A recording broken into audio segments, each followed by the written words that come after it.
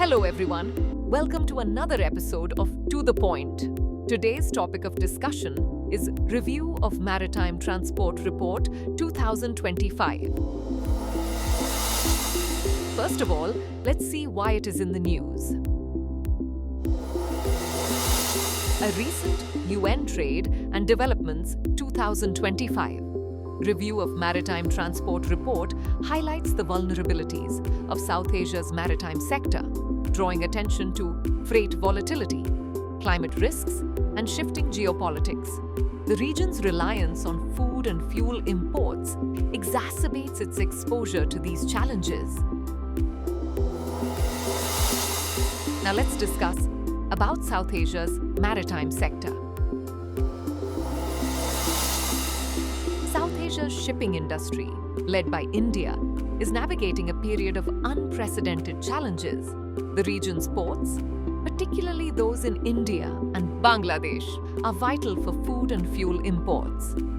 However, freight rate volatility, climate-related disruptions, and rising decarbonization costs are straining the sector.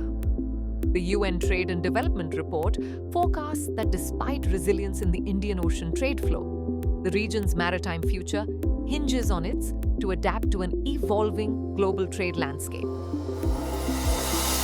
Now let's talk about key issues affecting South Asia's shipping industry. Freight volatility as new normal. The report emphasizes that freight rate fluctuations have become the new normal for South Asia's maritime trade. The Red Sea crisis of 2024, coupled with tariff battles, pushed container rates to near-pandemic highs. India, while impacted by high freight rates, has benefited as a transshipment hub, reflecting both vulnerabilities and opportunities. Climate risks and disruptions. Extreme weather events and climate-related port disruptions have intensified costs and emissions. For instance, port closures in Asia and the Caribbean in 2024 disrupted supply chains and slowed vessel turnaround times. Decarbonization measures. The implementation of decarbonization rules in shipping could raise fuel costs by up to 80%, significantly impacting countries like India and Bangladesh. However, these rules could present opportunities for India's ship recycling industry, with the Hong Kong Convention coming into effect. Geopolitical shifts and supply chain realignments. Geopolitical instability continues to reshape global shipping routes. Now lastly, moving on to way forward.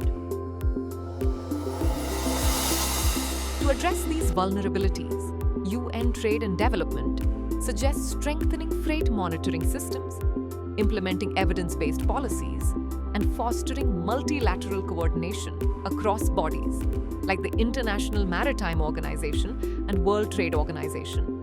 Upgrading ports, greening fleets, and leveraging India's ship recycling industry for higher value shipbuilding are essential strategies for turning current volatility into long-term resilience. Now is the time for practice question. Consider the following statements about Hong Kong Convention. 1. The Hong Kong Convention aims to provide a legally binding framework for the recycling of ships in an environmentally safe and sound manner. 2. India is a signatory to the Hong Kong Convention but has not yet ratified it. Which of the statements given above is or are correct? A. 1 only. B. 2 only. C. Both 1 and 2. D.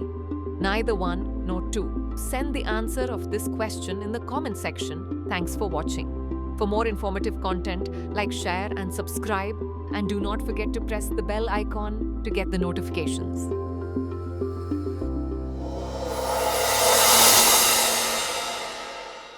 For more informative content, like, share and subscribe, and do not forget to press the bell icon to get the notifications.